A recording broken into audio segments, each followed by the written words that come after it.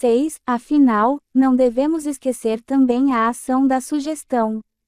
Não queremos repetir aqui os princípios da reflexologia, mas convém lembrar ao menos uma das conclusões principais. Um órgão pode entrar em atividade, ou ser inibido em sua ação, tanto sob a influência de seus excitantes absolutos e connaturais, como sob a excitação de estímulos indiferentes e ocasionais. E para isso pode bastar, no homem, uma simples palavra. E até mesmo poderá ser suficiente a ideia de uma palavra. Mas a sugestão não precisa ser sempre verbal e direta, ela pode ser indireta, mediata e oculta, e quanto mais oculta for, mais eficiente será. Em vez da palavra teremos então um objeto ou uma ação. Ora, o malefício ou o despacho, com todo aquele ambiente de credulidade e mistificação, é um excelente meio para sugestões indiretas. Usando a terminologia técnica, diríamos que o feitiço é um estímulo sinal para desencadear no organismo movimentos reflexos condicionados. E, como se o feitiço ou o despacho diante da porta do crédulo dissesse: você vai ficar dente, ou você vai brigar com a mulher, ou você vai morrer. Ora, o crédulo se identifica muitas vezes com o tipo altamente sugestionável, e conhecem-se os grandes efeitos que semelhantes sugestões podem produzir. As vítimas dos despachos, assim lemos num jornal, que sabem ler as ameaças que se encerram nos criptogramas das macumbas, decifrando os perigos que representam um charuto a mais ou uma pena de galinha e uma garrafa de cachaça a menos, se impressionam e, não tendo energia para resistir à sugestão sinistra, acabam sofrendo todos os males que os inimigos desconhecidos conjuraram e morrem mesmo. 4. O feitiço evocativo. Parece-nos desnecessário perder tempo em estudar a possível eficácia dos feitiços simbólicos, sejam imitativos ou sejam simpáticos, pois não se vê nenhum fundamento objetivo nos princípios ocultistas em que se baseiam. Mas bem diferente é o caso do feitiço evocativo de espíritos maus.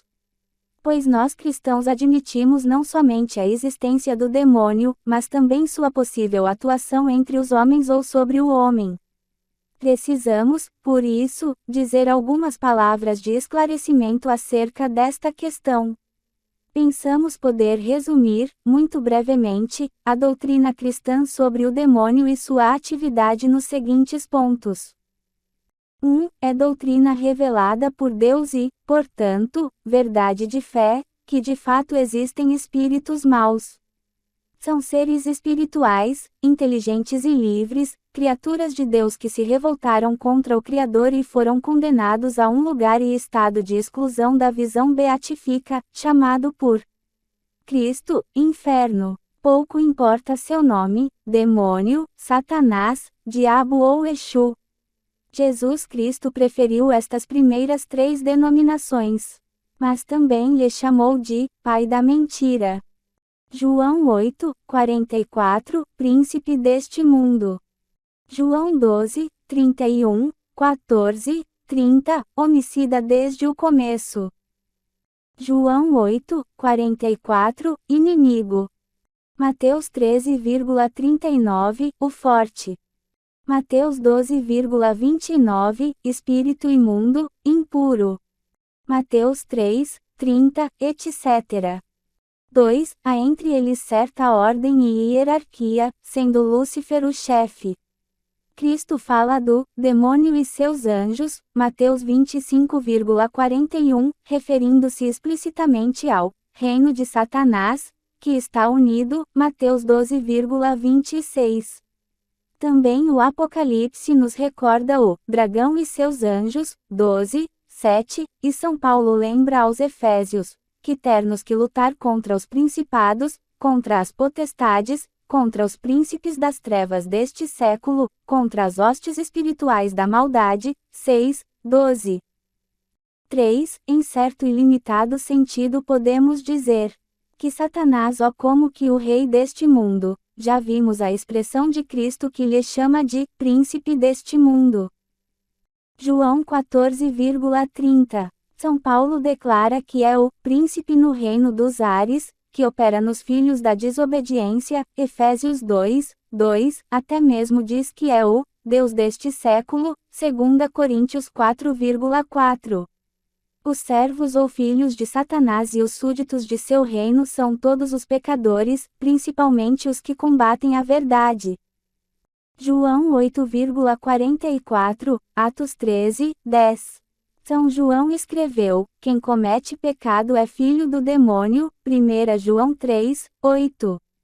4. O reino de Cristo não é deste mundo. João 18,36. Mas Jesus frisa: eu sou o rei, João 18, 37.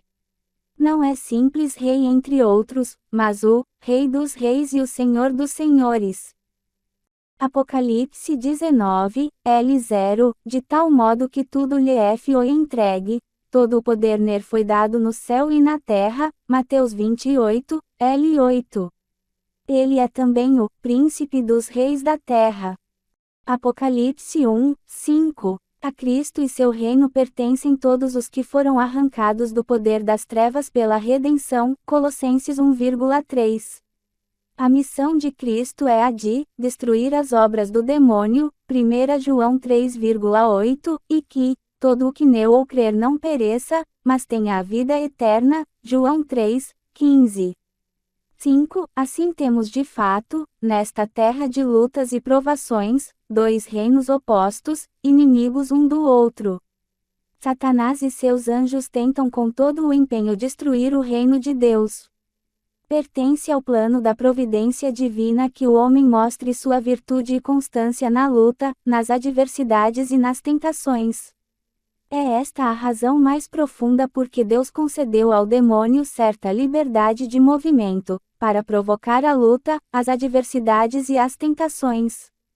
6. Mas, apareceu a benignidade e o amor humanitário de Deus, nosso Salvador, Tito 3, 4, Cristo veio, a fim de aniquilar pela morte aquele que imperava pela morte, o demônio, Hebreus 2, 14. E Cristo venceu e quebrou seu poder. Depois de Jesus, Satanás de fato já não é o Senhor imediato e absoluto deste mundo. 7. Contudo, o demônio, mesmo depois de Cristo, continuou com relativa liberdade para hostilizar os homens, até o fim do mundo. Por isso admoesta São Pedro: irmãos, sede sóbrios e vigilantes, porque o demônio, vosso advers a acento agudo R.io, anda em derredor como um leão a rugir, procurando a quem devorar, resisti-lhe firmes na fé. 1 Pedro 5, 8. Porém, e isso é muito importante, ele não pode agir à vontade.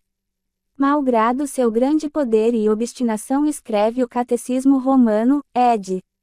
Vozes, página 589. E seu ódio mortal contra o gênero humano, o demônio não pode tentar-nos e importunar-nos, com a força ou pelo tempo que ele queira, pois toda a sua influência é regiada pela vontade e permissão de Deus. Disso temos em Job o exemplo mais conhecido. Não tivesse Deus dito ao diabo a seu respeito: tudo quanto ele possui está em tuas mãos, não poderia Satanás tocar em nada que underscore fosse dele. Todavia, se o Senhor não tivesse acrescentado: só não estendas tuas mãos contra a sua pessoa, um único golpe do demônio o teria fulminado, juntamente com seus filhos e todos os cabedais. A tal ponto está ligado o poder dos demônios, que sem permissão de Deus não poderiam sequer entrar nos porcos, de que falam os evangelistas. 8. Insistimos, é relativa e limitada a liberdade do demônio em hostilizar os homens. Satanás não independe de Deus. Os espíritos maus nos podem tentar ou insidiar apenas dentro dos limites determinados por Deus para cada pessoa humana e de acordo com suas forças. O demônio nos hostiliza de duas maneiras: ou direta, imediata e sensivelmente, ou indireta, mediata e imperceptivelmente. O modo mais comum é o indireto, quando Satanás, permanecendo ele mesmo escondido, se serve de outros meios, maus livros ou revistas, filmes pornográficos, bailes impudicos, homens perversos, etc., para solicitar-nos ao mal. Pode-se dizer que é este o meio normal e ordinário. Extraordinariamente, todavia, o demônio pode importunar-nos também de um modo imediato, sendo diretamente perceptível sua intervenção. Neste caso, porém, deverá ele obter uma permissão especial de Deus. E o Criador pode dar esta licença ou para provar o seu servo, como no caso de Job, ou para castigar o pecador. Garante-nos, todavia, a revelação cristã que Deus jamais permite sejamos tentados acima de nossas forças. Deus é fiel e não permite que sejais tentados acima de vossas forças. 1 Coríntios 10, 13. Só cai no poder do demônio quem livre e espontaneamente a ele se entrega. Mas neste caso a culpa não é de Deus, é dele mesmo, do pecador, que voluntariamente foi ao encontro do inimigo, brincou e pactuou com ele. 9. Cremos na providência divina. Nem os pássaros do céu caem em terra sem a vontade do Pai e até mesmo os cabelos todos de nossa cabeça estão contados. Não temais, pois valeis muito mais do que muitos passarinhos. Mateus 10, 29 a 30, considerando semelhantes palavras de Cristo, não podemos sequer pensar que, só porque um mago, um babalaô ou um feiticeiro o quer, o demônio pratique ou deva praticar algum mal. Olhai as aves do céu, não semeiam, nem ceifam, nem recolhem em celeiros e vosso Pai Celeste as alimenta. Não valeis vós muito mais do que elas? Olhai os lírios de seis campo, como crescem, não se fatigam nem fiam. Digo-vos que nem Salomão, em toda a sua glória, se vestiu como um deles. Se, pois, a erva do campo, que hoje existe e amanhã é lançada ao fogo, Deus, assim a veste, muito mais fará ele convosco, ó homens. Mateus 6, 25 a 33.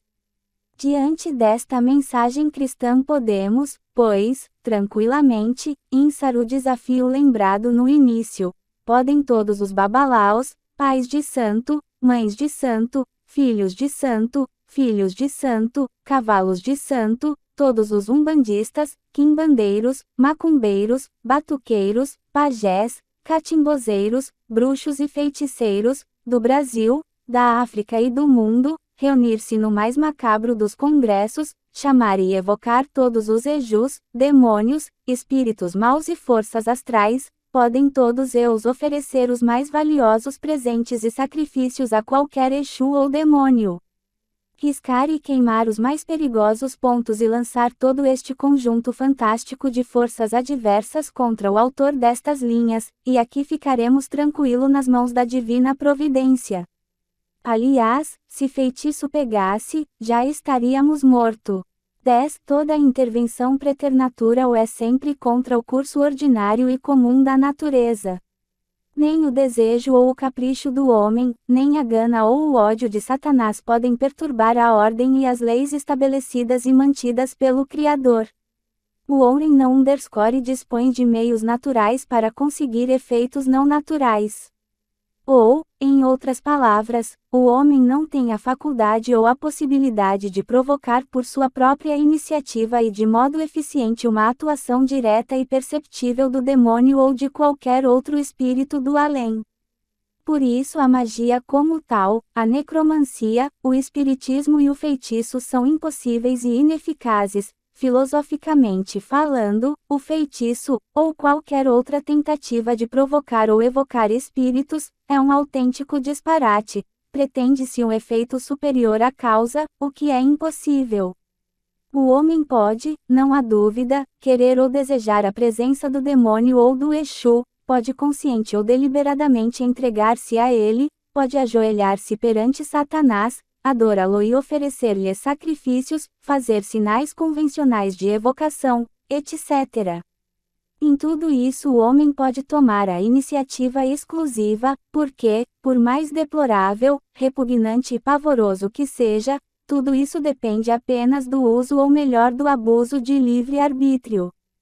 É o mistério da iniquidade, o tremendo mistério da desgraçada possibilidade de pecar, de revoltar-se contra o Criador e de pactuar com o demônio. Mas tudo isso ainda não pode forçar ou obrigar o demônio a obedecer ou a executar as ordens do feiticeiro.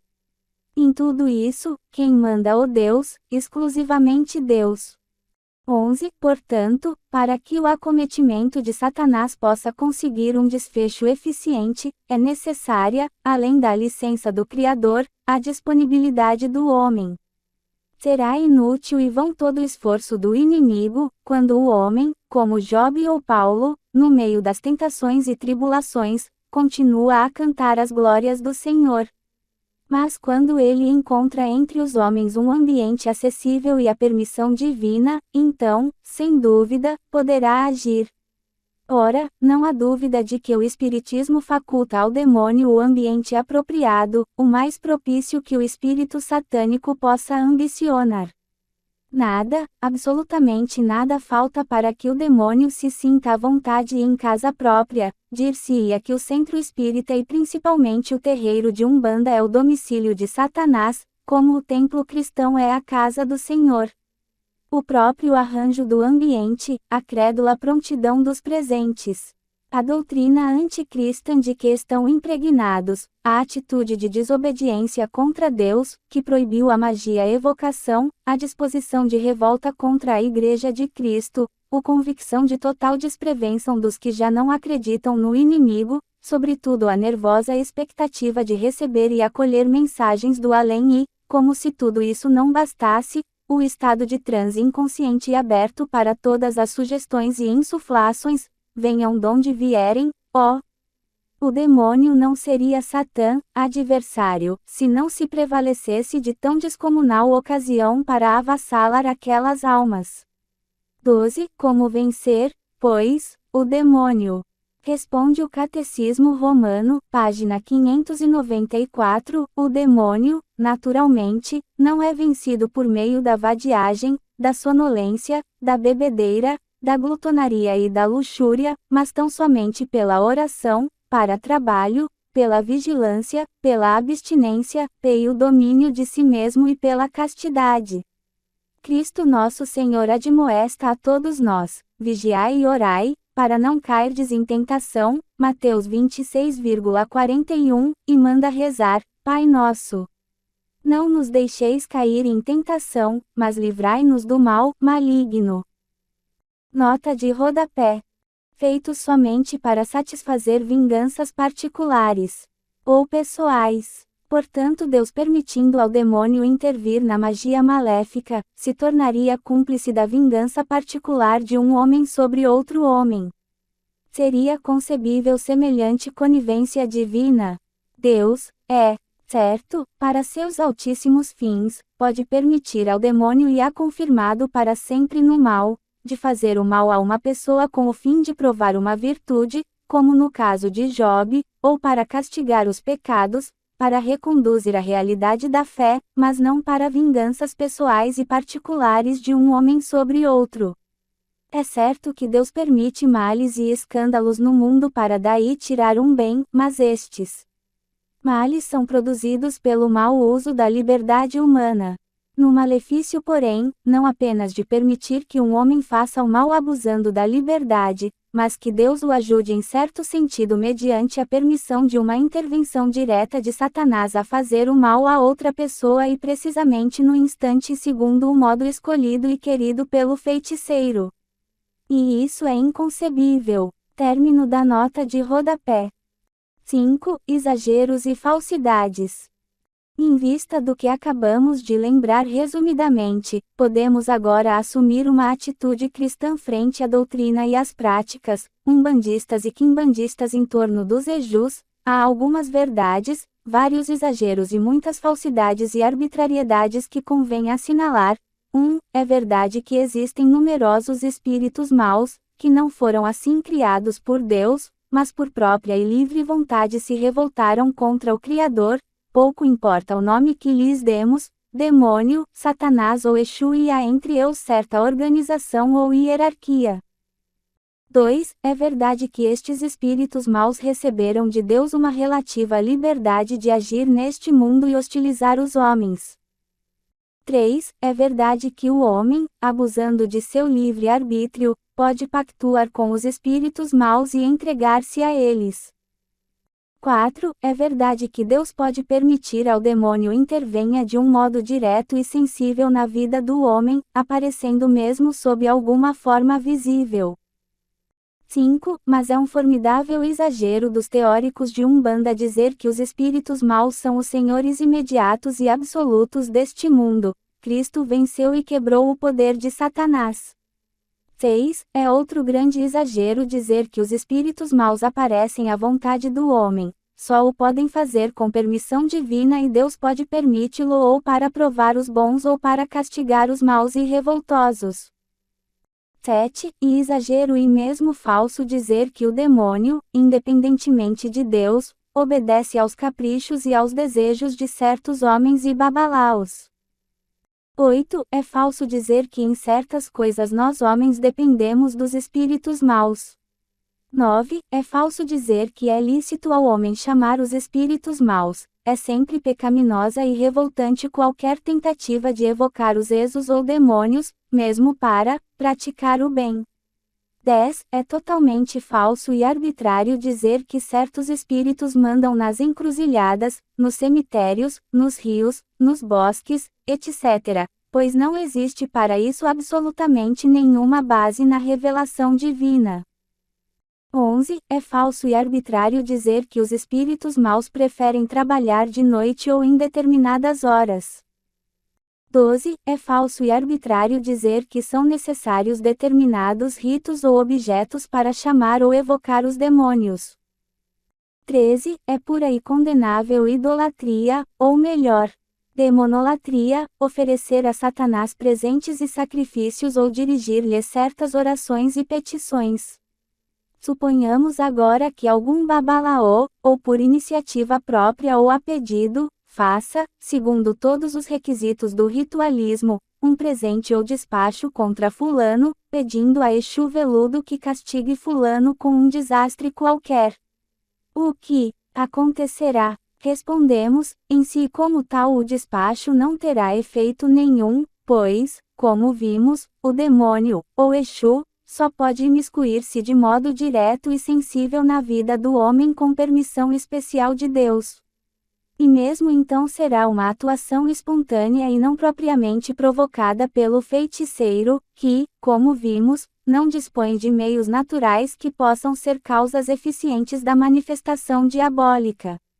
Pode, no entanto, ser que fulano seja, também ele, amigo do demônio, ou vivendo habitualmente em estado de pecado mortal e portanto, de inimizade com Deus, ou praticando também ele a demonolatria, a necromancia ou a magia, proibidas rigorosamente por Deus, sob a cominação dos mais graves castigos, e neste caso é possível que Deus, por o castigar fulano, aproveitando a oportunidade, permita ao demônio que intervenha espontaneamente e de fato faça o que aqueles revoltosos amigos do demônio tão insistentemente querem e suplicam.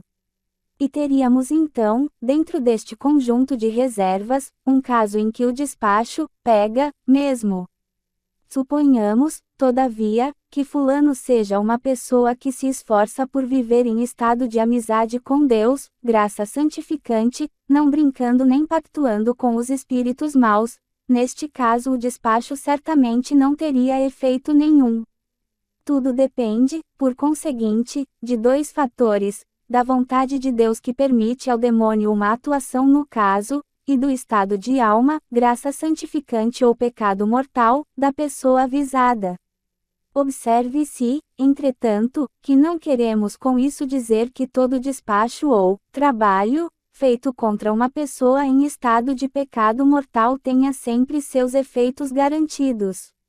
Absolutamente. Sustentamos apenas que neste caso o efeito seria possível, não repugnaria, não seria nem contra a justiça, nem contra a providência paternal de Deus, sempre, porém, sob completa dependência do Criador.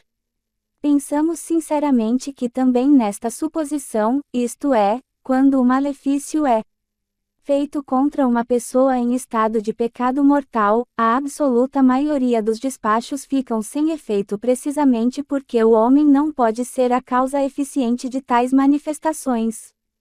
Mas, como cristão e dentro da mentalidade cristã, não nos surpreendem certas histórias estranhas e extraordinárias, que se narram nos meios onde é praticada a magia e a demonolatria e onde os homens põem à disposição do demônio portas escancaradas e carta branca, oferecendo-lhe até presentes e verdadeiros sacrifícios, pedindo e suplicando que venha e trabalhe. Certos terreiros, quando em pleno funcionamento, apresentam todas as características da atuação direta de espíritos maus. Quando, por exemplo, os filhos ou filhas de santo entram em transe, inteiramente tomados por algum espírito, que os faz pronunciar palavras sem nexo e agitar-se em movimentos alucinados, parecendo os pés não mais tocar o solo e a cabeça balançando doidamente em todas as direções, sobre um pescoço desarticulado, chegando a executar danças rituais, rodopiando horas sem parar, fumando cachimbos e charutos ou comendo os bichos mais nojentos. O umbandista Lourenço Braga escreve que viu muitos espíritos violentos jogarem o médium no chão, darem socos na mesa, darem urros ou gritos fortes, furar o corpo com a ponta de punhal, pisar em brasas, mastigar vidro, estraçalhar uma galinha nos dentes para beber o sangue, e o médium a gritar, sapatear, bater com as mãos na mesa ou ficar como se estivesse sufocado. O melhor e mais eficaz meio para nos tornarmos imunes contra toda a sorte de despachos e malefícios é conservar-nos na amizade de Deus, na graça santificante. E esta vida sobrenatural da graça deve ser conservada, aumentada e alimentada pela frequente recepção do pão eucarístico, que é o pão dos fortes. Em verdade vos digo, se não comerdes a carne do Filho do Homem e não beberdes o seu sangue, não tereis a vida em vós. Quem come a minha carne e bebe o meu sangue terá a vida eterna e eu o ressuscitarei no último dia. Quem come a minha carne e bebe o meu sangue fica em mim e eu nele. Quem come este pão viverá eternamente. João 6,53-58. 6. Motivos bíblicos contra a magia. Nem se objete que a Sagrada Escritura teria proibido praticar a magia, a necromancia, o malefício, a adivinhação ou outras práticas ocultistas por desconfiar nelas uma atuação diabólica. E, certo que em Israel a magia foi combatida desde o início e sistematicamente. Não se poderá aduzir um só texto bíblico favorável a qualquer ação mágica. Mas no assim chamado ambiente bíblico, entre os povos que viviam ao lado de Israel, a magia fazia parte da vida cotidiana. A religião dos sumerianos, dos babilônios e dos assírios era visceralmente mágica. Os povos da Mesopotâmia criaram em torno de si um ambiente em que se respirava a cada passo a atmosfera da magia, do encantamento, dos sortilégios e malefícios, das violações dos tabus e das infestações diabólicas. Também no Egito a magia andava de braços dados com a religião. Amuletos, talismãs, fórmulas e ritos mágicos serviam para afastar obstáculos e trazer os bens e as satisfações do corpo, do coração e do espírito. Sobre as práticas ocultas entre os cananeus informam o próprio Deuteronômio 18, 9-12, quando tiveres entrado na terra que Javé, teu Deus, te der, não aprenderás as abominações daquelas nações. Não se há de encontrar em ti quem faça passar seu filho ou sua filha pelo fogo, nem autor de adivinhações, nem agoureiro, nem adivinhador, nem mago, nem evocador de mortos. Porque constitui abominação de Javé todo homem que faz tais coisas, e em vista destas abominações Javé, teu Deus, irá desapossar essas nações diante de ti. Constantemente a magia ou qualquer outra forma de práticas ocultistas é severamente condenada na Sagrada Escritura. Os profetas a atacam e ridicularizam, principalmente quando se referem à magia dos egípcios e babilônios, Saias 47, 12, Daniel 1, 20, 2, 10-12, Sabedoria 17:7. Mas nenhuma única vez é o demônio o motivo alegado por toda rígida atitude de proibição. Não se condena a magia porque desconfiam aí de alguma ação diabólica.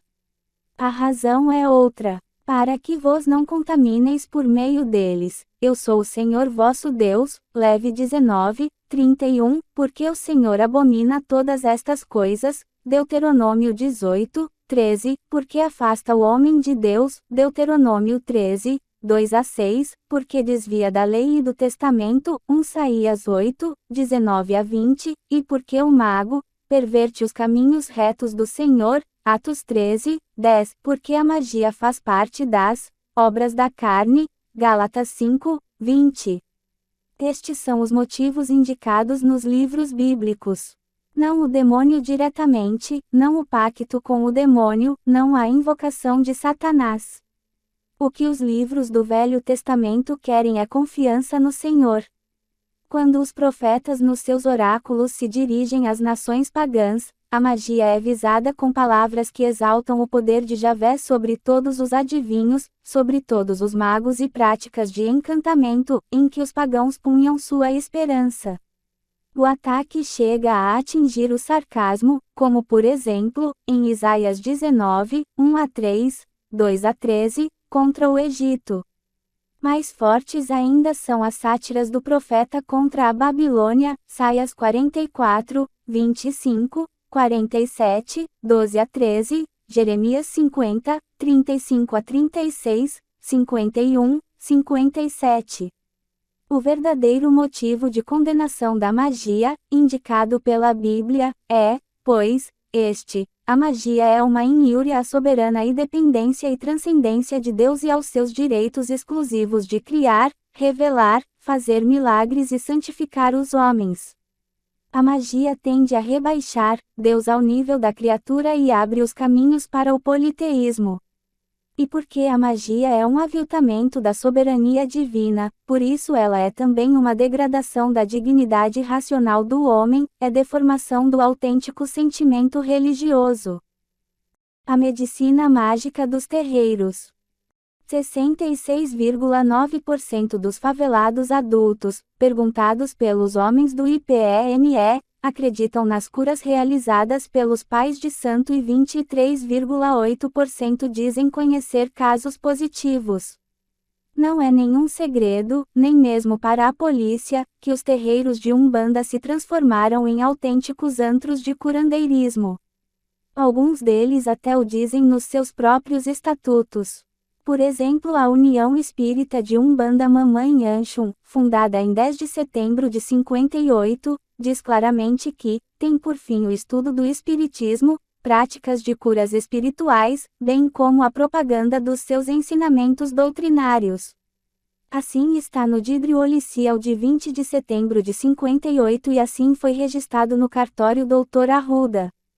Tudo legal. Também o Centro Espírita Hermon Montanguara, fundado em 27 de setembro de 59, registrado no mesmo cartório, tem por fim a prática de curas espirituais, segundo lemos no Diário Oficial.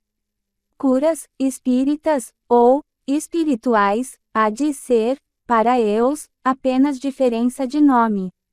Podia ser também espiritualista, ou umbandista, ou ocultista, ou esoterista, ou mágica, que dava tudo no mesmo. Nem tem eus preocupações de filologia ou filosofia. O adjetivo não importa. O essencial é o substantivo, que haja curas. Veremos, pois, o aspecto curandeirista da Umbanda. Como explicam as doenças. Na indicação da causa das doenças, os umbandistas se aproximam notavelmente do homem primitivo, com mentalidade infantil e mágica. Neste ponto, aliás, não há grande diferença entre kardecistas e umbandistas. Nós, espíritas convictos, militantes da doutrina, não procuramos a doença no corpo físico, diz um espírita kardecista, e explica: as enfermidades vêm do espírito, ainda mesmo as hereditárias, todas as doenças penetram no corpo através do espírito. Concretamente teríamos as seguintes causas. 1. Espíritos maléficos e trevosos, seriam geralmente os espíritos atrasados, que atuam sobre uma mediunidade não desenvolvida ou mal desenvolvida. Sobre esta questão têm os espíritas e os umbandistas curiosas elucubrações. Exemplos: os espíritos malfazejos atuam primeiramente sobre o perispírito de qualquer criatura e em seguida sobre o sistema nervoso. Depois de provocar o descontrole desse, passam a ter maior influência sobre a vítima, sendo-lhes assim mais fácil dirigir a projeção fluídica sobre determinado órgão do corpo humano, provocando nele ou a moléstia que desejarem, ou então valem-se de um espírito ainda sofredor, o qual os malfazejos conscientes, obrigam a ficar encostado ao paciente provocando no mesmo as moléstias de que era portador quando ainda em vida, na terra. A ação dos fluidos de um espírito sofredor ou trevoso sobre o organismo humano é idêntica à ação que produzem os raios solares, através de uma lente, sobre a nossa epiderme, pela atuação constante, destroem os tecidos mais delicados do nosso organismo, provocando molestias diversas. Embora sejam retirados de junto das vítimas, ficam essas em estado tal, que só com um tratamento médico espiritual, prolongado, poderão recobrar a saúde. Lourenço Braga, Umbanda e Quimbonda, página 42. Os espíritos obsessores atuam de diferentes modos. Antes de atuarem, eles fazem pelo astral um exame da aura da pessoa e se utilizam de qualquer ponto fraco da aura, para por aí exercerem a sua influência. Os vícios permitem o assalto dos obsessores, principalmente o álcool, os excessos sexuais, o jogo. Também quando a pessoa tem faltas a pagar, isso possibilita o ataque do obsessor, que começa sugerindo uma ideia, na aparência inocente ou simples. Se o desejo for satisfeito, ele aumenta a intensidade dos seus fluidos, tornando-se o desejo num impulso irresistível. O álcool favorece as obsessões quando a obsessão aumenta, é sinal de que o obsessor já tomou conta do indivíduo, que se torna um autômato e que só se livrará da tirania do obsessor, recorrendo à intervenção das falanges de Umbanda. Os espíritos sofredores também podem pela sua aproximação provocar doenças, não porque queiram, porque esses espíritos sofredores não são maus. Mas o seu sofrimento se irradia sob a forma de maus fluidos, que envenenam e enfraquecem a aura das criaturas. Catecismo de Umbanda, Rio 1954, página 60. 2. O espírito, encostado. A ideia popular mais comum é a de um espírito sofredor que está, encostado, na pessoa doente e que precisa de ser retirado por meios mágicos. Os textos citados já aludem a estes espíritos encostadores. Para maior elucidação, leiamos mais este passo: certos espíritos arregimentam espíritos sofredores, desconhecedores do estado espiritual em que se encontram, para colocá-los junto da pessoa ou grupo de pessoas a quem desejam fazer mal, provocando assim, no paciente, moléstias diversas, pelo contato fluídico desses espíritos com o perispírito da vítima. Geralmente verifica-se que o espírito atuante transmite às vítimas as moléstias de que era portador, quando ainda preso à matéria, na terra. Lourenço Braga, obra citada, página 25. 3. O quebranto ou o mal olhado é outra explicação muito popular e tipicamente umbandista para interpretar uma série de doenças. Eis como justificam seu modo de ver: todo ser humano é possuidor de fluidos magnéticos que agem segundo o pensamento, sentimento, desejo e vontade de cada indivíduo. Se o homem tem bons sentimentos, os seus fluidos são bons, mas se o dito homem tem maus sentimentos ou más intenções, seus fluidos são maus. Assim se explica a inveja, o quebranto e o mal olhado. Se uma pessoa nos olha com bons sentimentos nos desejando saúde e felicidade, está nos fazendo bem, mas se a dita pessoa nos olha com maus sentimentos, inveja, ódio e raiva nos desejando mal, está nos fazendo mal. pois as chispas que essa pessoa projeta sobre nós nos atacam segundo o seu pensamento, sentimento ou desejo. Oliveira Magno, Umbanda e Ocultismo, Rio 1953, página 47. Outro umbandista explica assim: o homem transsuda fluidos inúmeros. O pensamento, o sentimento, em sua elaboração, originam fluidos, que entram em contato com os fluidos dos outros homens, provocando simpatia ou antipatia. Os sentimentos inferiores, como sejam os de inveja, cobiça e ódio, causam fluidos maléficos, que vão prejudicar a pessoa atingida. Daí o que o povo denomina de quebranto, mal-olhado, enfeitiçamento, etc. Cf. Freitas Pinto, Fundamentos da Umbanda, Rio 1956, p. 40.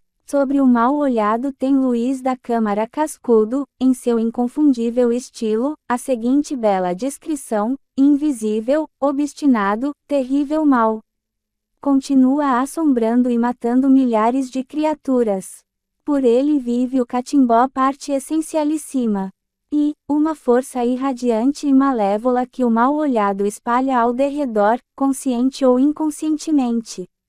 Mata devagar, secando, como se a energia vital se evaporasse lentamente.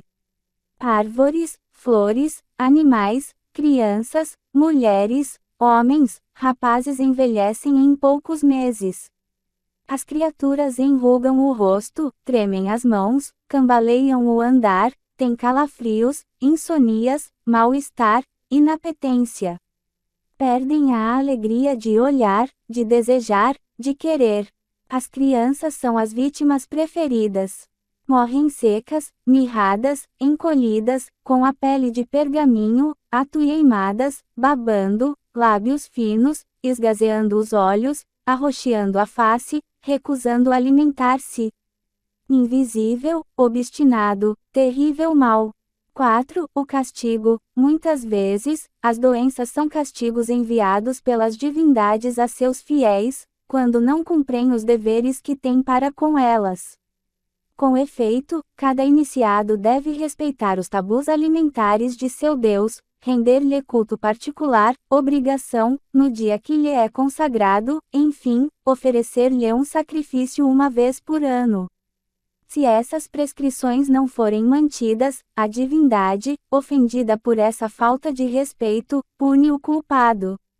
Cada deus tem o seu castigo próprio. Oxóssi e Ogum mandam crises de loucura, Ogum também produz acidentes das estradas de ferro ou em fábricas, Xangô dá queimaduras, Oxum las afogar, e Iemanjá dá moléstias no ventre, o mulo joga a lepra em cima. 5. Erro de iniciação. Segundo os umbandistas, todo homem tem o seu orixá e precisa tornar-se filho deste santo mediante a cerimônia da iniciação ou da abertura da cabeça, para que o santo orixá possa entrar. Mas pode haver engano na indicação do orixá, colocando no corpo ou na cabeça um orixá errado. Então o verdadeiro fica enciumado e torna doente aquele que deveria ser seu filho. 6. O feitiço, a terrível mandinga dos quimbandeiros, a coisa feita, o trabalho forte, pode ser outra causa, e bem frequente, de males e doenças. Sobre isso já dissemos o suficiente no capítulo anterior. 7. Os fluidos do ambiente, muito abundantes, segundo a fantasia espírita e umbandista, são causas cotidianas de mal-estar e enfermidades. Principalmente na sala de refeições e nos quartos de dormir. Nestes lugares, explica um kardecista, os pensamentos emitidos estão condensados em nuvens, forrando o teto, que se movimentam por toda a casa. 8. Afinal, a predisposição kármica, baseada na lei do karma, é responsável por uma série de doenças incuráveis. É a mentalidade reencarnacionista, segundo a qual o sofrimento seria um efeito inevitável de crimes cometidos em vidas ou encarnações anteriores. 2. A terapêutica umbandista. A esta obscura etiologia e diagnose deverá corresponder um receituário não menos problemático e supersticioso. A indicação do remédio dependerá da indicação da causa do mal. E para isso é competente o próprio Pai de Santo. Só um babalorixá, diz o Catecismo de Umbanda, Rio 1954, p. 64. Um chefe de terreiro, um médum, competentes, perfeitos conhecedores dos segredos de Umbanda, verdadeiramente caridosos, sem ambição e com apreciáveis qualidades morais, podem dispor dos meios que ajudem à cura de uma doença qualquer. Em alguns casos será necessário recorrer aos médiuns videntes. Diz o mesmo Catecismo, página 62, os médiuns videntes de Umbanda podem ver qual é a causa da moléstia, se é espírito maléfico ou algum sofredor, produzindo a doença, se se trata de uma prova, o que é que o doente deve fazer para livrar-se do mal. A terapêutica umbandista dispõe de alguns remédios gerais e de certos recursos particulares. Os remédios gerais. 1. O defumador ocupa um lugar de destaque no ritual e na medicina umbandista. O Catecismo de Umbanda entende assim sua finalidade: o defumador serve para 2 fins. O primeiro é que a essência do defumador, desfazendo-se no ambiente, isto é, misturando-se com o éter atmosférico, psique, vai ser sentida pelos espíritos. A outra utilidade do defumador é que o seu perfume desperta alguns centros nervosos dos médiuns, fazendo esses centros vibrarem de acordo com as irradiações fluídicas do protetor. Há vários tipos de defumadores. O Babalaô Oliveira Magno apregou a numerosas fórmulas ou receitas: defumador de descarga de casas e de pessoas, defumador para descarregar uma pessoa, defumador de Cosme e Damião, defumador Agum-Megê, etc. Na sua confecção entram os seguintes ingredientes: arruda, palha de alho, fumo de rolo, guine, benjoim, saco-saco, aloés, escama de peixe, figado de peixe seco, enxofre, mostarda, canela, alecrim do mato, café, erva doce, cominhos, cravo, incenso, noz moscada, coco seco ralado, açúcar, alzafama. Rosas brancas, erva de Santa Luzia, chifre de boi, excremento de boi, pimenta da costa, raspa de veado, queijo ralado, breu. Não sabemos se a informação do Babalaô é completa. Dizem que aproveita muito também o defumador de penas de galinha, contanto que seja preta. O Catecismo do Umbandista, de Porto Alegre, 1957, que insiste em defumadores, criteriosamente fabricados e de efeitos seguros, descreve largamente miríficas defumações. Conhece a defumação de Oxalá, do Bará, que é o Exu, do Ogum Beira-Mar de Oxóssi, de Xangô, de Iemanjá, de Oxum, do Preto Velho, do Pai João da Bahia, do Caboclo de Umbanda, a defumação Defesa, a defumação Oriente, a defumação Celeste, esta em tabletes, e outras muitas.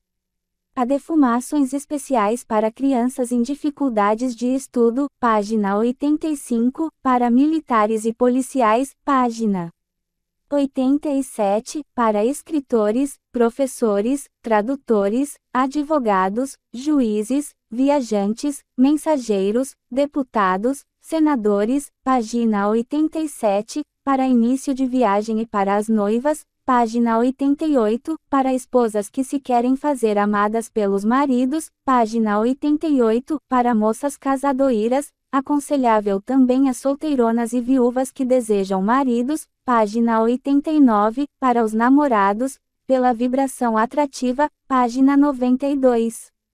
Nos jornais já é comum encontrar anúncios de defumadores. Um deles é o único completo, para todas as 7 linhas, único capaz de produzir efeitos espirituais poderosos. Outro é o único que contém plantas, ervas e matérias-primas importadas diretamente da Índia, com poderes sobrenaturais comprovados. Outro é o mais completo, feito com todo escrúpulo na escolha de sua composição, por certo atingirá sempre sua finalidade, quer religiosa, quer espiritual, outro, supera todos os outros. Em ervas colhidas pelos feiticeiros nas épocas próprias. Um deles diz na propaganda: este defumador só agora está sendo apresentado assim em tabletes, porque antes não tivemos autorização dos verdadeiros cultuadores da lei de Umbanda para trazê-lo, porém agora, depois de muitas exigências, foi-nos finalmente concedida. E todos advertem, é o único completo, rejeite as imitações e falsificações, exijam este, não aceitem outro que digam ser a mesma coisa, pois usar um defumador é bom, porém um defumador falsificado é sempre perigoso. Mas o Babalaô Tancredo da Silva os acusa a todos, vendem banhos e defumado, completos, em lindas e sugestivas embalagens, com a figura do caboclo e pretos velhos, mas por dentro é só capim. Possivelmente ele, sim, terá, de fato, os verdadeiros, os autênticos e os completos. A defumação não é coisa simples. Imaginaram cerimônias especiais. Veja-se, para a amostra, um exemplo dado por Oliveira Magno para a descarga de casas e pessoas presentes, aloés, escama de peixe, fígado de peixe seco. A defumação se faz dos fundos para a porta da rua, com um copo com água na mão esquerda e o deformador na mão direita. Mas antes disso é necessário acender 3 velas e fazer 3 preces, sendo uma ao anjo governante do dia e outra à entidade que executa o dito trabalho e a terceira a Deus Nosso Senhor, pedindo licença. Em seguida se canta o ponto seguinte. Mestre Luiz chegou e Mestre Luiz baixou, Mestre Luiz chegou para levar todos males de sua, Zefio, com sua gonga para o fundo do mar, bis. Ao terminar a defumação, a água do copo deve ser jogada pela porta fora dizendo: vai-te para o fundo do mar ou para o lugar que Deus te destinar para que mal não possas mais causar. O defumador deve ser posto atrás da porta da rua até se apagar, e depois embrulhar seus restos num papel branco, e em seguida deve ser despachado no mar dizendo: dá licença. E atirando o embrulho no mar, dizer: povo do mar, tomai conta do meu mal, ou do nosso, quando se trata de mais de uma pessoa, e dai-me, ou dai-nos, paz e prosperidade. E, bom também levar 7 rosas brancas, um sabonete branco, uma caixa de pó de arroz branco para a rainha do mar e, jogando estas 3 coisas no mar, dizer: eu vos ofereço, rainha do mar, para que me deis paz, saúde e felicidade e realize o meu ideal. Estou confiante. 2. Os banhos têm também função importantíssima na medicina dos terreiros. Servem para lavar o corpo das infelicidades, dos atrasos, do caiporismo, do enguiço e das urucubacas. Ajudam até na aquisição de emprego e dinheiro. Abrem os caminhos da vida.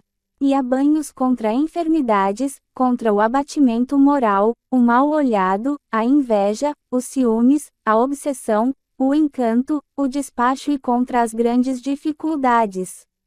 Até para facilitar os estudos. Ao menos é que nos informa o Catecismo do Umbandista, de Porto Alegre, 1957. Aí temos os seguintes banhos, de absoluta garantia: banho de descarga São Jorge, banho forte, banhos de descarga de casas, ônibus, automóveis e animais, banho de descarga Iara das Matas, para mulheres banho de Jurema, contra enfermidades, de desencanto, de defesa, 7 encruzilhadas, abre os caminhos da vida, de Oxóssi, contra doenças, de Xangô, eficaz para professoras, de Lemanja, para moças solteiras e viúvas que querem casar, de São Cipriano, poderosíssimo, do Oriente, para os filósofos e os estudantes. De Cosme e Damião, para os meninos estudar, do Pai João da Baia Combo, para os velhos.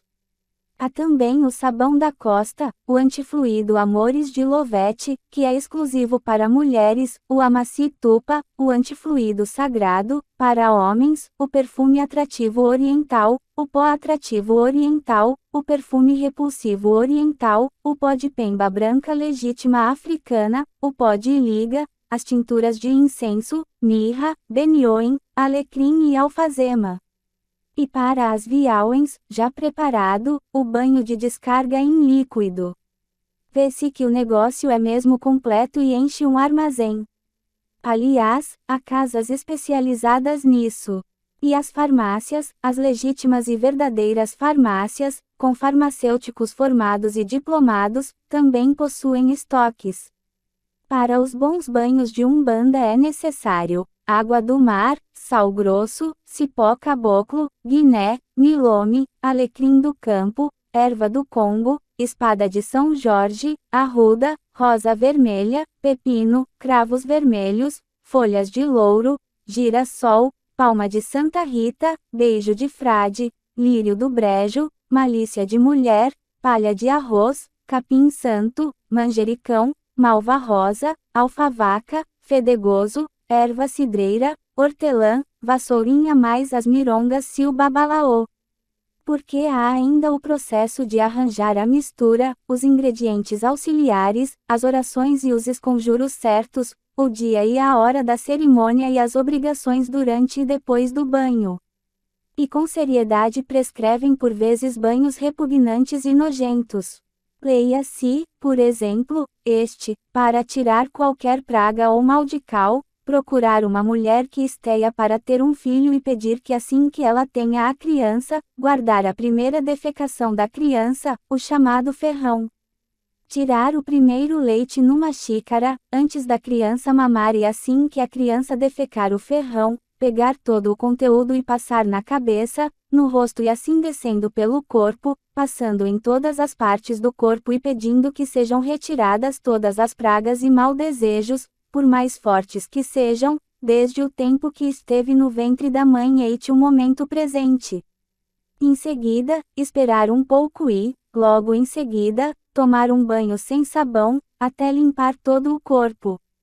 Enxugar muito bem o corpo com uma toalha limpa e em seguida passar em todo o corpo o primeiro leite que a mãe da criança tirou do seio e colocou no ponto M a xícara antes da criança mamar. Em seguida vestir roupa limpa. Lavar o pano ou fralda em que veio o ferrão e guardar, transcrito do livro Jesus, A Chave de Umbanda, Rio 1953, página 289. A título de amostra, apresentamos mais outro exemplo, tirado do mesmo livro, página 286. Trata-se de um tipo de banho de descarga e, pegar as fezes de um boi completamente preto, botar dentro de um pano e amarrar as bordas do pano, de modo que as fezes não saiam para fora. Botar uma lata com água no fogo e quando a água estiver fervendo, colocar no interior o saco e deixar dar uma boa fervura. Quando a água estiver morna, tomar o banho e depois esperar um pouco e, logo a seguir, tomar o banho com água e sabão, usando toalha limpa e mudando de roupa limpa. Em seguida, põe o que puder apanhar da água do banho juntamente com o pano com as fezes do boi preto, dentro da lata que cozinhou, deixando a mesma na encruzilhada, pedir ao Exu do boi preto que leve todas as cargas de feitiçaria, maus olhados, maus olhos, pragas, etc., etc.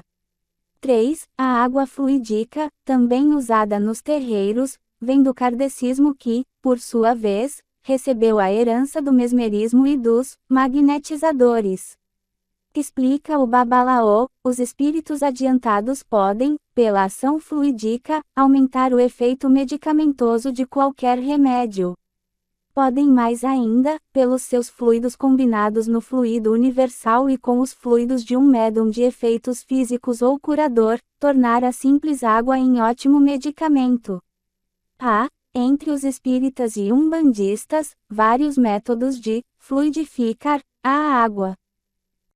Pela própria pessoa, basta colocar diante de si uma vasilha com água, concentrar-se e pedir o que se deseja que seja feito na água, e pronto, a água terá exatamente os efeitos. B. Pelo médium, toma a vasilha na mão e passa com os dedos, ligeiramente separados, as faces laterais da mesma e com a outra mão faz a devida imposição técnica. C. Pelos espíritos, deixa-se a água exposta ao sereno da noite. No dia seguinte estará fluidificada pelos espíritos do bem. O autor do Evangelho de Umbanda, o Senhor Oceano de Sá, Mestre Yohanan, fundador da Fraternidade Eclética Universal, movimento umbandista maçônico e anti-africanista, fantasiou a corrente branca universal, que funciona da seguinte maneira: todas as pessoas, indistintamente, pretendendo assistência ou ajuda espiritual, cura à distância para seus males físicos, por se encontrarem em lugares longínquos da fraternidade, desejando conforto, proteção e alívio para suas dores e aflições íntimas, devem proceder da seguinte forma: ao se recolher ao leito para dormir, preparar seu coração para orar, expurgando-o de todas as vibrações e sentimentos inferiores. É importante saber que é indispensável o bom estado do coração, afastando ódios, vinganças, antipatias, ciúmes, rancores, etc. Nesta disposição fazer sua prece como melhor lhe parecer e de acordo com a sua fé ou religião, contanto que seja sentida e sincera sobretudo. Pede, a seguir, ingresso na corrente branca universal da fraternidade, dirigida espiritualmente pelo Mestre Yohanan durante a noite, para que possa receber os benefícios espirituais durante o sono. Se for o caso de tratar-se de enfermo ou interessado por outra pessoa enferma, deve colocar à cabeceira da cama do necessitado um copo com água pura e pedir que ali sejam depositados os fluidos benéficos e curadores necessários, segundo a vontade divina e os méritos do suplicante.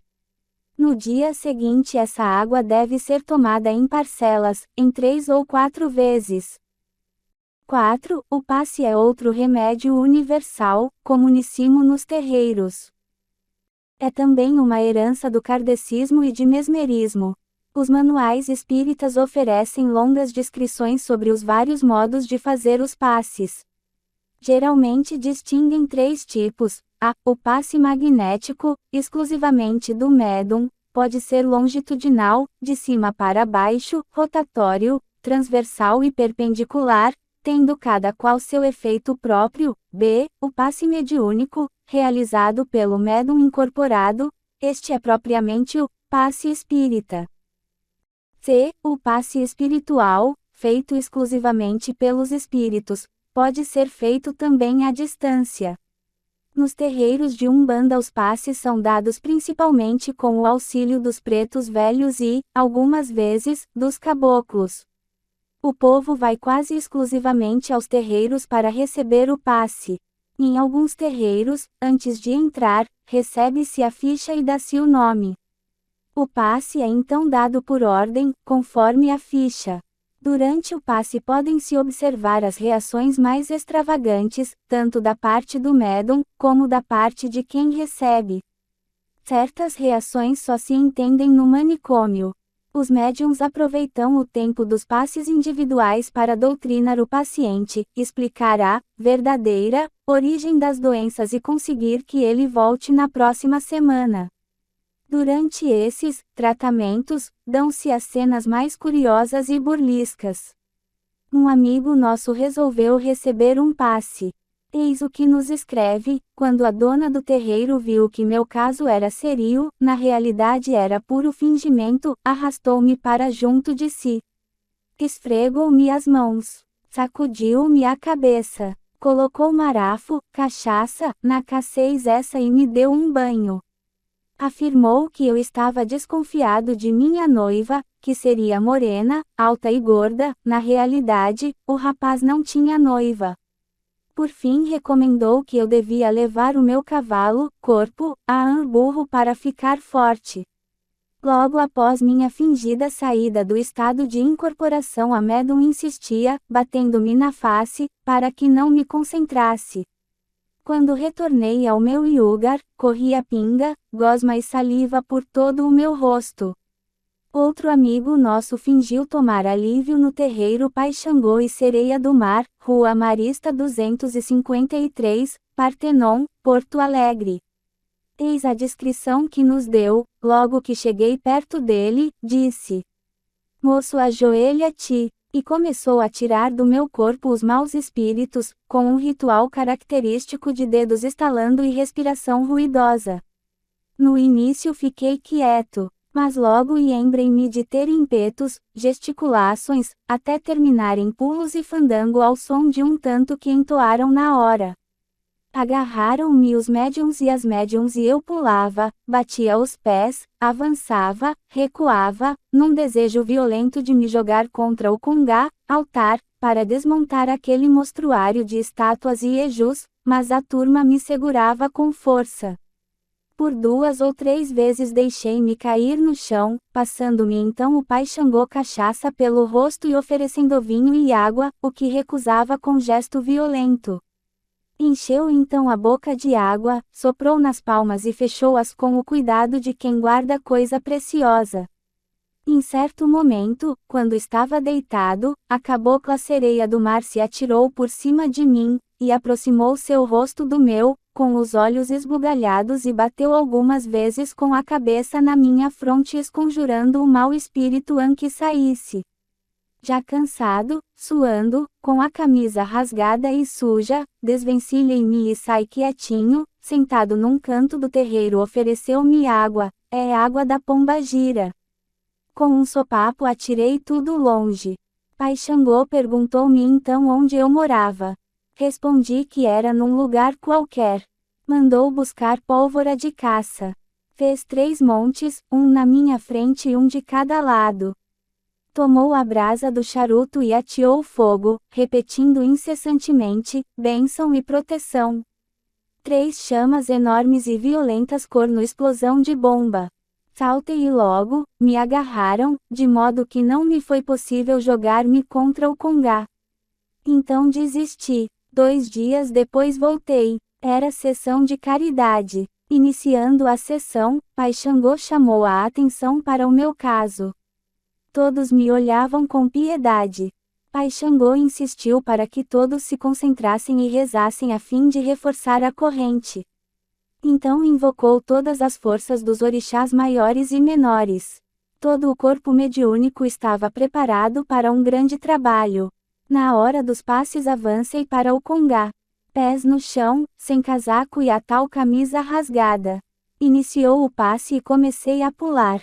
Mas os mediúns prevenidos agarraram-lhe logo, ficando eu literalmente desarmado. Assim mesmo pulei, espantei alguns assistentes e esperneei para ver qual a terapêutica que haveriam de aplicar. Ao cabo de 10 minutos, já cansado, suado, sujo e rasgado, relaxei os músculos e deixei-me cair. Soltei uns grunhidos. Perguntaram-me se queria dizer alguma coisa. Respondi que queria desencarnar. Então Pai Xangô mandou vir pólvora, fez uma linha ao redor do meu quase cadáver e encostou a brasa do charuto. Chamas e fumaça. Saltei de pé, bruscamente, e tentei apagar a chama. Agarraram-me em todos os sentidos. Saltei, pulei, dancei ao som de uma melodia que cantaram para mim. Julguei, então, que devia dar fim à comédia. Acalmem-me e vieram as receitas. Tomar um vidro de colafosfato. Pai Xangô preparou-me um amuleto, mandou buscar um pedaço de papel, neu ou enrolou folhas de arruda, fumo de seu cachimbo, fumaça acompanhada de rezas a Jesus, aos orixás e aos ejus. Você deve levar sempre no bolso isso aqui, fio, que é para bênção e proteção. Depois receitaram-me uma série de medidas para o meu caso, que era dos mais graves conhecidos até então. Deve trazer 7 velas e 7 charutos para lazer um despacho a Exu. Traz aqui e depois leve a um rio, ponha na água e deixe que ela leve. Não deve olhar, porque senão ele volta. Deve ser de noite, porque de dia é vergonha. Mas não pode ser à meia-noite, porque é perigoso. Deve ser na boca da noite, os espíritos do além não haviam percebido sequer que tudo era puro fingimento. B. Os recursos particulares. Daremos apenas alguns, que são os mais importantes, porque neste terreno a fantasia não tem limites. 1. A troca de cabeça, e, um processo muito usado na medicina mágica. Procura-se transferir a doença para outra pessoa, ou para um animal ou outro objeto. Consiste em concentrar por meio de encantamentos, em qualquer objeto ou roupa do doente, os males que o atormentam, encerra-lo numa embalagem atraente, e abandona-lo em qualquer ponto frequentado, para despertar a atenção dos transeuntes.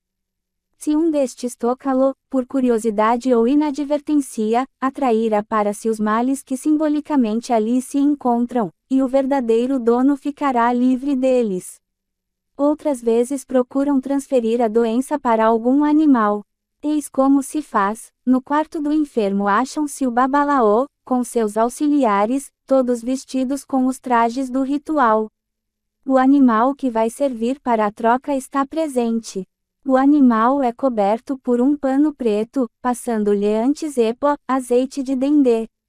Riscam-se os pontos de ómulo e acende-se parte de vela de cera virgem e parte de vela de sebo ou esparmacete, cumprindo-se os preceitos necessários. Tira-se a roupa do doente e cantam-se os pontos próprios de vumbi. Passa-se-lhe a mujinga de pipoca, o preparo de pipoca feita em areia, em panela de barro nova, constitui outro cerimonial. Passa-se depois o azeite de dendê pelo corpo do doente, cantando-se os pontos adequados. A roupa e os cabelos do doente são entregues a Roku, orixá ou deus das árvores. Abre-se uma fenda em uma árvore determinada, ou em sua raiz, colocam-se aqueles objetos, depois fecha-se a mesma. Isso é feito para que Iroko dê saúde ao doente, enquanto a árvore tiver vida. A vida do doente dependerá da vida da árvore. Juntamente com o resto dos objetos do doente, faz-se o entro do animal, com as cerimônias do vumbi. O doente fica escondido até que, no prazo de 7 dias, se complete o ritual do vumbi, Doutrina e Refino de Umbanda, Rio 1951, página 123. 2. O fechamento do corpo, dizem que é uma cerimônia, de grande responsabilidade, pelo que deve ser feito com muito cuidado.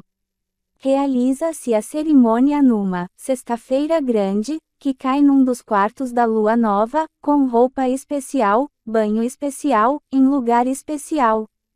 Com um punhal fazem cisuras na testa, na nuca, nas costas, no peito, nas juntas dos braços, nas palmas das mãos, no joelho, nos pés, tudo acompanhado com pontos próprios. A cerimônia dura vários dias. Dizem que então a pessoa está com o corpo fechado, imunizado contra a atuação declarada ou oculta do inimigo, escapa das mais embaraçosas situações, como desastres, facadas, tentativas de assassinato, mordida de animais, etc. 3. Dar de comer à cabeça é outra cerimônia importante, difícil e cara. Mas asseguram os umbandistas que cura mesmo qualquer doença. Para isso devem procurar saber primeiro quem pode encarregar-se da função. A pessoa que vai dar comida à cabeça deve passar por banhos específicos e vestir roupas especiais. Há oferendas, adivinhações complicadas, matança de animais, etc. Também este rito pode estender-se por 6 dias. 4. Os contrafeitiços serão os únicos remédios para as doenças causadas por coisas feitas ou trabalhos fortes.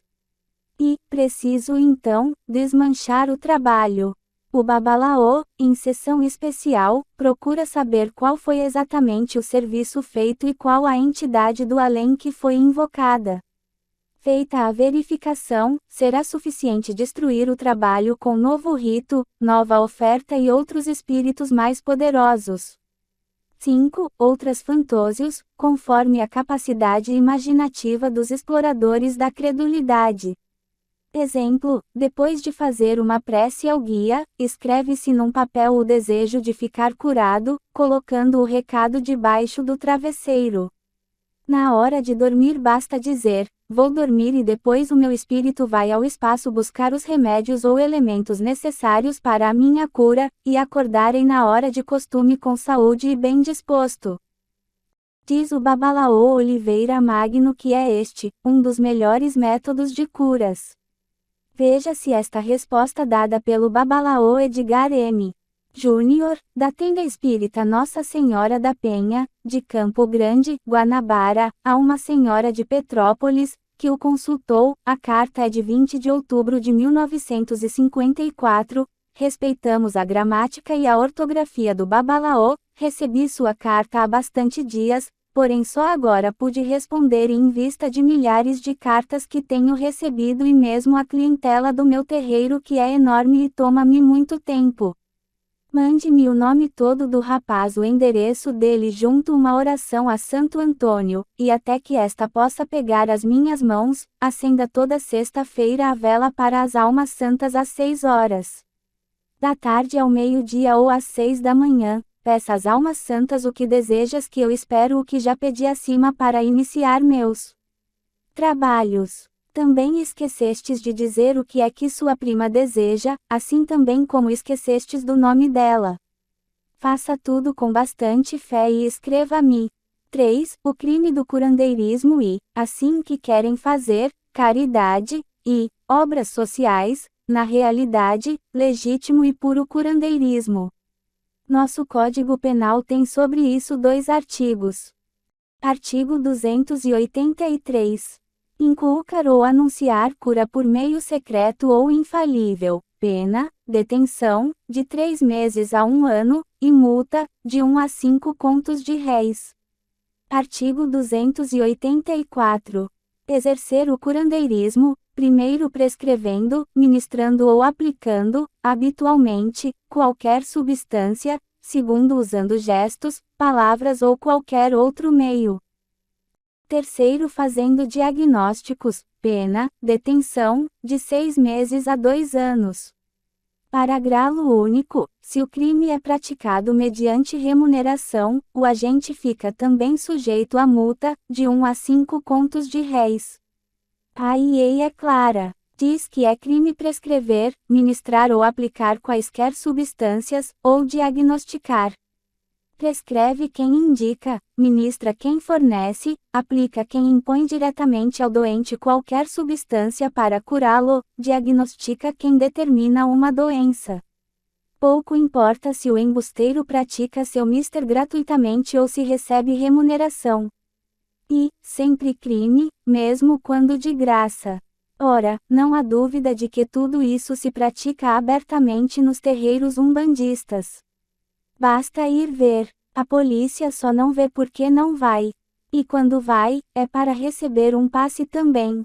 São relativamente raros os flagrantes de curandeirismo. E os perigos do curandeirismo são reais.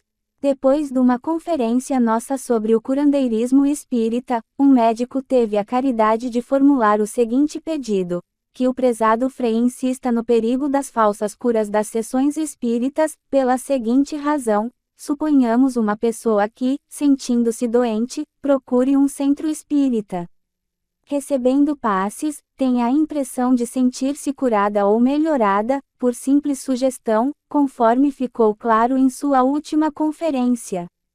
Nestas condições, esta pessoa deixa de recorrer a tratamentos científicos, permitindo assim que a doença continue evoluindo até invadir irremediavelmente o seu organismo. Aquela cura aparente, portanto, foi a causa da doença ter se tornado incurável, porque no início, quando tinha cura, não foi tratada e sim ludibriada a boa-fé do doente, por meio de passes. No entretanto, quando o enfermo está à morte, é o médico procurado e então querem que façamos milagres. Tenho em minha clínica à disposição de quem quer que seja vários casos bem documentados, de doentes que perderam longo e precioso tempo, recebendo passes para tratamento de pedras nos rins, câncer e outras enfermidades e que me procuraram, uns em fase já incurável, e outros necessitando de grandes intervenções cirúrgicas. Cito como exemplo o caso de uma senhora que era médium, realizava sessões espíritas em sua casa e recebia ela própria passes, como tratamento da doença de que sofria. Pois bem, em fase já avançada de sua enfermidade, sem poder andar, procurou-me. De urgência extirpei-lhe um rim podre, contendo 2 litros de pus. Esta senhora ainda se salvou, fisicamente falando. E, preciso, portanto, que o povo seja bem esclarecido, para repudiar esses recursos desonestos e criminosos, responsáveis pela morte de muitas pessoas. Todos os médicos conscienciosos, com clínica organizada, poderiam testemunhar casos parecidos. E a polícia, para cumprir seu dever, teria grande trabalho. De vez em quando dão um sustozinho num ou noutro terreiro. Assim lemos, por exemplo, na Última Hora de S. Paulo, de 27 de agosto de 59, agentes da Delegacia de Costumes surpreenderam ontem, pleno meio-dia, uma sessão de curandeirismo em terreiro de Umbanda, na Rua dos Aicás, 686, no Indianópolis. Funciona ali a Fraternidade Umbandista Benedito Nestor e Jorge Guerreiro, da qual é dirigente Benedita Franco Pereira, de 54 anos, casada. 12 clientes encontravam-se no local a fim de receberem os curativos de Dona Benedita. O agente infiltrou-se entre os crentes, como enfermo, e foi levado para o terreiro onde se fez roda, em meio à qual loiquer nada pólvora. Havia sal, charutos e pinga no ponto roda. Dona Benedita, depois de umas baforadas, cuidou da ferida na perna de uma cliente. Em seguida, atendeu outras pessoas que sofrem de alcoolismo e fê-las beber pinga com casca de barata. Depois, bateu-lhe no estômago e fê-la vomitar. Isso é para você tomar horror à pinga, nega. Saravá, respondeu a cliente. Houve ainda passes e rezas e, quando tudo terminou, clientes e o pai de santo seguiram em fila indiana para a Delegacia de Costumes, onde o delegado Vanderico de Moraes os autuou em flagrante, por prática de curandeirismo. Ficou entendido que não havia cobrança de consulta. Cada um dava o que queria. Filas indianas assim, em direção à delegacia, poderiam haver todos os dias, e várias e em numerosas cidades. O Estado do Paraná, de 10 de julho de 1956 temos um recorte, com boas descrições, sobre as atividades e o modus procedendi do terreiro Pai Tibiriçá, caboclo que baixa no cavalo de Oscar Ramos do Nascimento. A crônica é bem escrita e mostra novos aspectos da medicina mágica dos terreiros, quando alguém tinha que ser submetido a uma operação na tenda da Vila Carmela Dutra, Pai Tibiriçá era exigente. Primeiro o diagnóstico, depois o ato operatório propriamente dito. O diagnóstico era feito por meio de um copo d'água. Oscar, fumando seu charuto ou seu cachimbo conforme o gosto de Pai Tibiriçá, munia-se de um copo cheio d'água e o interpunha entre seus olhos e a barriga do digente. Desse modo, através da água via a doença onde estava. Era o raio-x de Pai Tibiriçá. Às vezes o paciente não concordava com a localização da doença feita por Pai Tibiriçá. Mas não podia discutir, pois Pai Tibiriçá não gostava de ser contrariado. Assim aconteceu com muita gente que nem sequer compareceu à polícia. Estela Calonassi, com domicílio em Bariguu do Campo Corniprido, foi examina, dá ao preço de 500 cruzeiros por Oscar Ramos do Nascimento que lhe propôs uma operação, adiantando desde logo o preço desta, 5.000,00 cruzeiros. Estela conseguiu o dinheiro e lá se foi temente, para ser operada. Segundo suas declarações, foi colocada num aposento do centro de Umbanda, deitada numa cama e coberta com alvo lençol, tendo sido rodeada por inúmeros cambones, devidamente paramentados com suas batas alvicimas. De repente o caboclo Tibiriçá ou Tibiriçar levantou o lençol e fungando, bravo mesmo, meteu-lhe os dentes no couro da pança. A mulher gemeu e pai Tibiriçá a um gesto fez com que se afastassem os irmãos, declarando-a curada.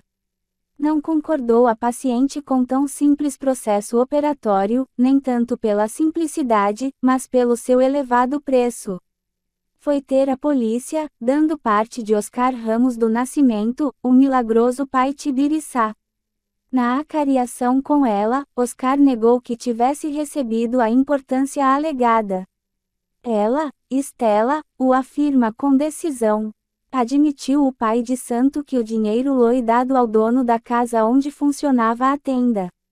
Outra queixa contra pai Tibiriçá veio a DSP por intermédio de Leopoldino Bueno de Lima. Este estava com a esposa seriamente enferma. E como Estela, foi vista pelo milagreiro.